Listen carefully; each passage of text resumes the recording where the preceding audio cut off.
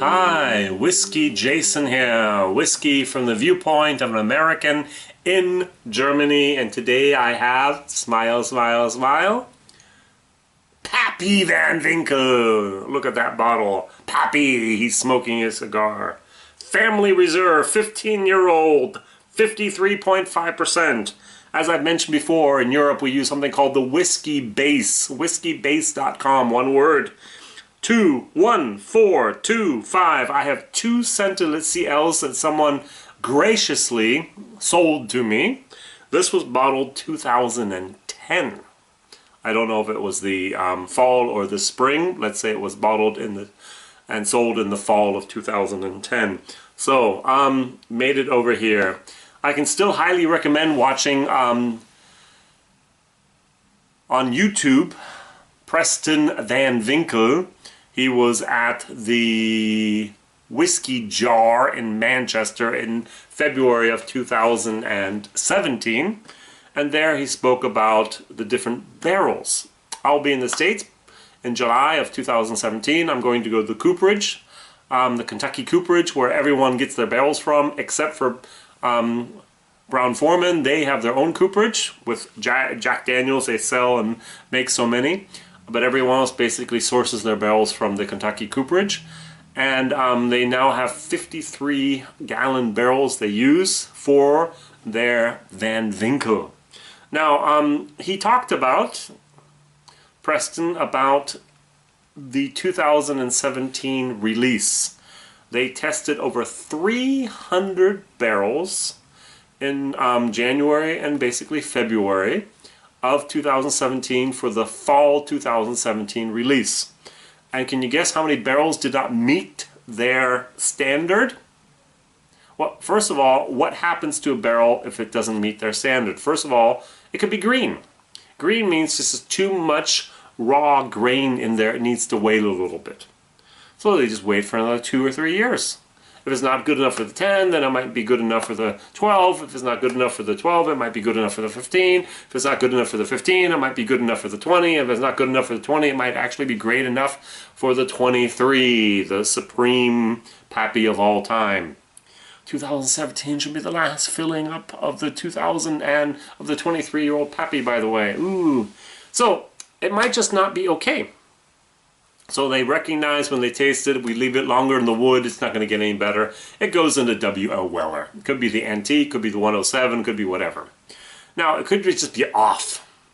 Off would be, there's nothing that we can save here. It's not good enough for Weller. They put it in Ancient Age or Benchmark, which is basically a batch of 500 barrels. And if they have 1 or 2 barrels that are just a little bit off, it doesn't matter.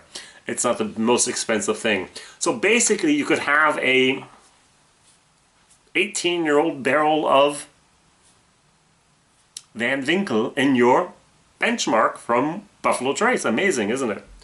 Or what could happen would be actually there could be tainted. Tainted would mean something's very, very wrong. For example, there's a little bit of eisen in the whiskey, maybe a nail and a piece of wood or something like that. What happens is whiskey with eisen, it turns black. Maybe the taste is just so off that they just say there's nothing we can do with this, and they have to throw it away. They just dump it down the drain and they don't use it. They get a tax rebate, but the barrel, 160 to 100 euros, $180 is down the drain. And also they can't sell that cask because it's ruined forever. So 10 barrels last time were not good enough for the pick of 300 barrels. Imagine tasting 300 cask strength whiskeys. What they do is they taste it and they spit it back out at cask strength. They often also water it down to 30% and taste it as well. I think that's the correct answer. They water it down to 30% and taste it, not at cask strength, and decide if that's what they want. And Buffalo Trace is so consistent that they can actually produce hundreds of barrels that actually match exactly the profile they want. Weeded, long-term aged to the bottom of the racks, in the middle of the warehouse, and that the wood is just so good. Level 4 charred barrels, and it depends on the humidity, if it's 40 or 50 seconds that they need for that. So, enough talking about Pappy Van Winkle. Now let's get the 15-year-old. So my little sample here, which I don't have in my glass yet, was bottled actually in 2010. Buffalo Trace and Van Winkle started a joint venture in the year 2002. So we wait 10 years, 2002, 2012, that's when the first old Van Winkle Buffalo Trace came onto the market. What we have here probably is still Stiltzer Weller, 15-year-old, 53.5%. 99 euros or $99 originally, now secondary market, 1,300. Amazing. Unbelievable. Irresponsible. So, ooh, okay, on the nose it's interesting. It's not wow. I was so blown away by the Family Reserve 13-year-old rye. That stuff was godly, divine, heavenly, out of this world. It was so good. What I have here basically is a very good bourbon. I love Noah's Mill. Noah's Mill. Ah, Kentucky Bourbon Distillers, KBD, Willet. They grade, oh, some good stuff. I've heard that it varies from batch to batch, but all the batches I've had, 3 different so far, have been just perfect. I would actually say this could go head to head with Noah Mills. Unfortunately, I don't have anything left here. I've drank all of it, or I've given it away, sold it, whatever. We do little samples in Germany. So I would have here a 10 CL sample, or I could also do a 5 CL sample. Whoops, I can do a 5 CL sample. I can even do 3 CL samples. And people just go to my sample list, and they can try some of my different whiskeys I have here. 100 open bottles plus at the moment.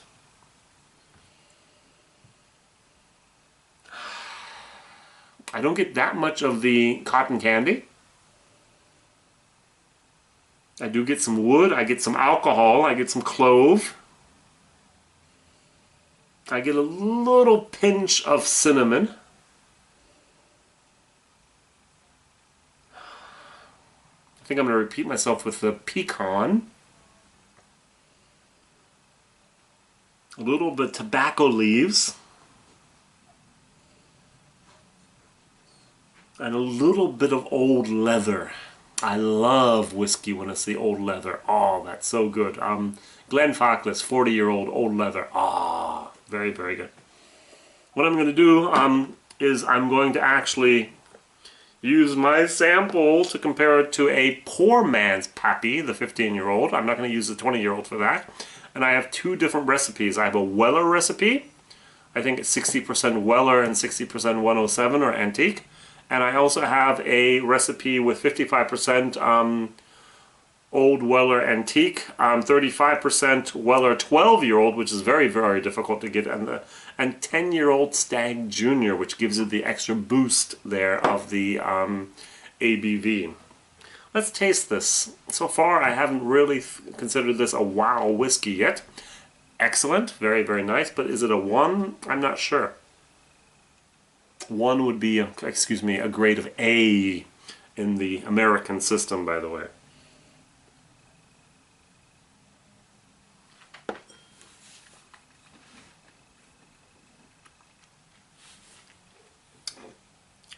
Hot. A little bit of wood there. Almost too much wood for being an excellent, super premium whiskey. Can I say I'm disappointed? I wanted to have something in my mouth that went, wow!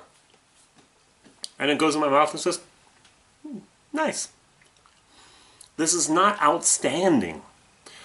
I can hear all the people sigh around the world. WhiskyJason said the Pappy Van Winkle 15-year-old is not outstanding. It's wow. It's not wow. It's good, but not really, really great. At least now in this moment. 53.5%. I added a little bit of water. Let's water it down a little bit and try it and see what happens then. Oh, I need to add some water to my mouth. I need to actually cleanse my palate, as we say.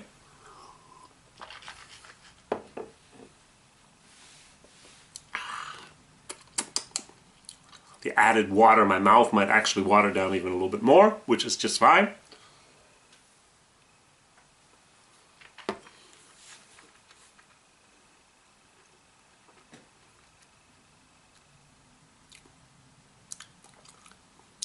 A little bit of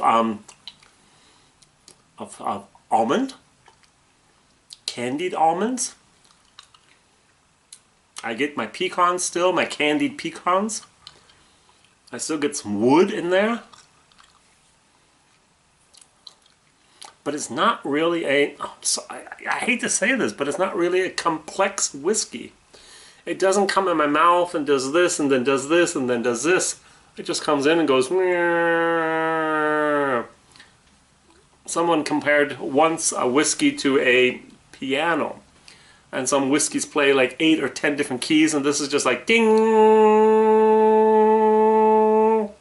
The ding is not bad. It's good. It's a 2+ in my book. But it's not the ones. It's not the A's. It's a B. It's a B+. It's a very, very nice whiskey. But it's not something to write home about. It's not something where I go, oh. It's not a family reserve 13-year-old rye. It's not a old Van Winkle 10-year-old. Whoa. The 12 was good. It's about the same with the 12 and the 15. I have a little bit left of the, I actually have a little bit more left of the 12-year-old here. Of the 1980s. So the private stock, 45.2%. Old Rip Van Winkle, 12-year-old. I'm just really, really curious. I'm going to allow myself a little bit here. I think this is actually also a 1,000-euro bottle here of the big bottle. This is still $20, $30, $40 for the little sample.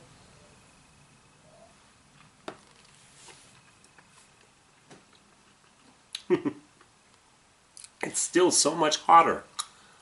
There's so much more wood in the 12, in the old 12, than in the new 15. I don't know. B+, as I said. It's really not fantastic. Ugh. Kill me, write in the comments that I'm crazy, blasphemy, whatever else. It's just not really great. But I have very, very high hopes for the 20-year-old. This should be the nectar of the gods. So my little bottle looks like this, and I'm going to look forward to tasting it tomorrow, and then after that I'm going to have a Poor Man Pappy challenge with the 15-year-old. Thank you for watching. WhiskyJason here. Please like, please subscribe, please tell other people about this crazy American and Germany that's tasting rare and expensive bourbons. And one day I might actually move on. Canadians, whiskeys, Irish whiskeys, and one day I'll move on to other stuff around the world. Japanese and German whiskeys as well, who knows. Alright, things that are almost very, very difficult, if not impossible to get in the States, like Pappy Van Winkle 15-year-old. Thank you for watching. See you soon. Bye-bye.